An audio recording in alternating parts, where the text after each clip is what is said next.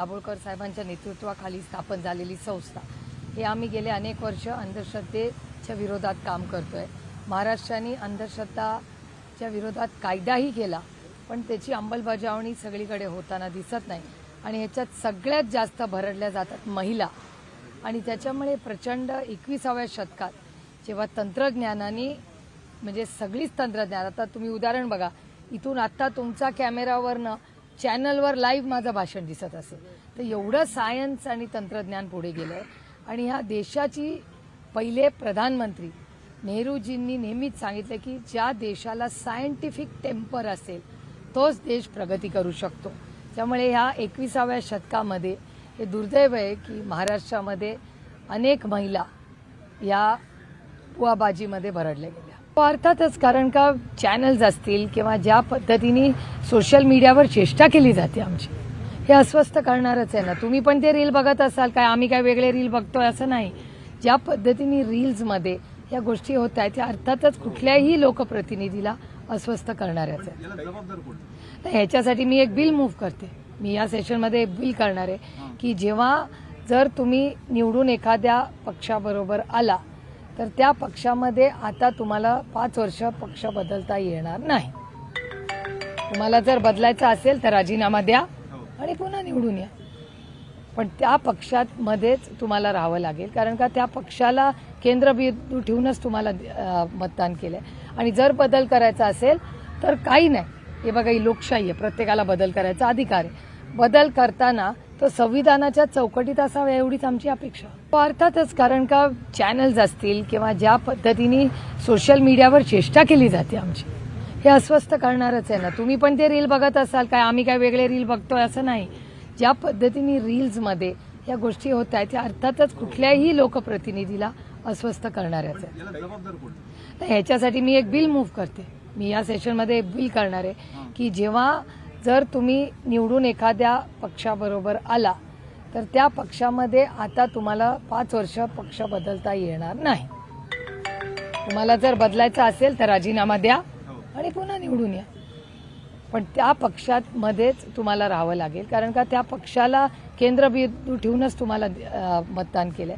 आणि जर बदल करायचा असेल तर काही नाही, हे बघा ही लोकशाही आहे, प्रत्येकाला बदल करायचा अधिकार आहे। बदल करताना तो संविधानाच्या चौकटीत असावा एवढीच आमची अपेक्षा। पण मागच्या काही दिवसांपासून जे वक्तव्य आहे ते नेतेच करताना आपल्याला बघायला मिळतोय। महाराष्ट्राचे माजी मुख्यमंत्री पृथ्वीराज चव्हाण, काँग्रेसचे ज्येष्ठ नेते, एकूणच केंद्रात त्यांनी काम केलं, त्यांनी म्हणजे राष्ट्रवादी काँग्रेसचे खासदार अस्वस्थ आहेत अशा पद्धतीचं वक्तव्य केल्यानंतर हे बातम्या येत आहेत। नाही, त्याच्या आधीपासून येत आहेत। आम्हाला तर तुम्ही सगळ्या पक्षांमधून पाठवलेलं आहे। आधी आमचा प्रवेश तुम्ही काँग्रेसमध्ये घेतला, नंतर तुम्ही आमचा प्रवेश शिवसेनेत घेतला, नंतर भारतीय जनता पक्षात दिला, आता फक्त मनसेच राहिली आमची। म्हणजे दुर्दैव आहे की आमच्या पक्षामध्ये कोणीही एकही उलट सुलट स्टेटमेंट केलेलं नाही, ते दाखवावं। आमचा कुठला खासदार बाहेर बोललाय, आमदार बाहेर बोललाय किंवा पक्षातलं कोणी बोललंय, कोणीही बाहेर बोललेलं नाही। अमोल कोल्हेच बोलले होते। हे बघा लोक काय बोलतात, बाहेरचे लोक। आम्ही काँग्रेसबद्दल बोलतो का? आम्ही काँग्रेसबद्दल जेवढं मी काँग्रेसला डिफेंड करते तेवढी काँग्रेसही हा संसदेत डिफेंड करत नसेल एवढी मी, कारण का मी मित्र पक्षाच्या नात्याचा मी नेहमीच त्या चौकटीतच माझी भाषणं केलेली। त्याच्यामुळे त्यांना कोण भेटलं, आता पृथ्वीराज बाबा या देशाचे महत्वाचे, राज्याचे महत्वाचे नेते आहेत, त्यांना आमच्या 8 पैकी कोणीच भेटलेलं नाहीये। तुम्ही विचारू शकता प्रत्येकाला, त्यातले एक इथेच उभे आणि बाकीच्यांनाही फोन करून विचारू शकता की बाबा त्यांना कोण भेटलंय, त्यांनाही कुठे भाती भेटली आहे ही आम्हाला माहिती नाही, पण आम्ही 8ही खासदारांचा पृथ्वीराज बाबांचा कुठलाही संपर्क झाला असेल तर माझाच झाला आहे। माझ्या लेकीच्या लग्नाला मी त्यांना आमंत्रण करायला फोन केला होता आणि तेही आले होते, त्याबद्दल मी त्यांची आभारी आहे। 8 दिवसापूर्वीच अमोल कोल्हे नाशिक दौऱ्यावरती आले होते, ते बोलले होते की महायुतीकडून आम्हाला ऑफर नाही, ऑफर आली तर आम्ही विचार करू। हो, मग विचार करू म्हणाले ना, याचं उत्तर हो होत नाही ना। आणि तुम्हाला अमोलदादाचा स्वभाव माहिती आहे, त्यांनी असं त्यांच्या त्या टिपिकल शैलीत बोलून गेले, पण त्याच्यानंतर 8 दिवसाचं तुम्ही बोलताय, काल परवाचे स्टेटमेंट तुम्ही नाही वाचत। कसं आहे, दुर्दैव आहे की सिलेक्टिव्ह ॲम्नेशिया असतो सगळ्यांना। तुम्ही जर अमोलदादांना फॉलो करत असाल तर अमोलदादांचं कालचं, परवाचं, 13वाचं स्टेटमेंट 8 दिवसाचं काढलं, 7, 6, 5, 4, 3, 2, 1चा का नाही प्रश्न विचारला मला? असं होत नाही ना, सिलेक्टिव्ह ॲम्नेशिया असू शकत नाही ना।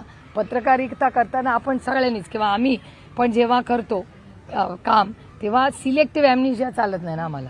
काही शरद पवार आणि एकनाथ शिंदे यांची भेट झाली होती, त्याच्यावर संजय राऊतांनी नाराजी व्यक्त केलेली होती.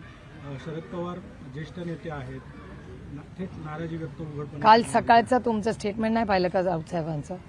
काल सकाळचं स्टेटमेंट तुमच्याच चॅनलवर ते बघा, पण तुम्ही मला प्रश्नच विचारणार नाही.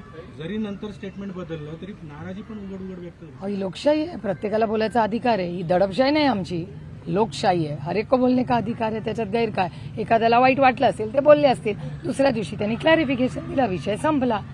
त्याच्यातून ना कांद्याचा भाव फरक पडणार आहे, ना इगतपुरीच्या शेतकऱ्याचा रस्त्याला नाही मिळणार आहे. संजय राऊत आज असं म्हणतात की राज्यात फडणवीसानंतर बावनकुळे मुख्यमंत्री शिंदेना पण नाही आहे. तुम्हाला काय वाटतं? मला नाही माहिती बाबा, मी नाही त्याचा विचार केलेला. मी सकाळपासून ह्यांच्या कांद्याला भाव कसा मिळेल आणि एक्सपोर्ट पॉलिसी कशी होईल आणि कॉमर्स मंत्रालयाने काय केलं पाहिजे ह्याच्या मागे, आणि इगतपुरीचे जे शेतकरी आहेत, जे भरडले जात आहेत, ज्यांना जमीन द्यायची नाही आहे, त्यांना न्याय मिळत नाही आहे, सरोज आहिरेंना एकटीला आंदोलन करावं लागतंय आणि त्यांना न्याय मिळत नाही, मी सकाळपासून ह्याच्या मागे आहे.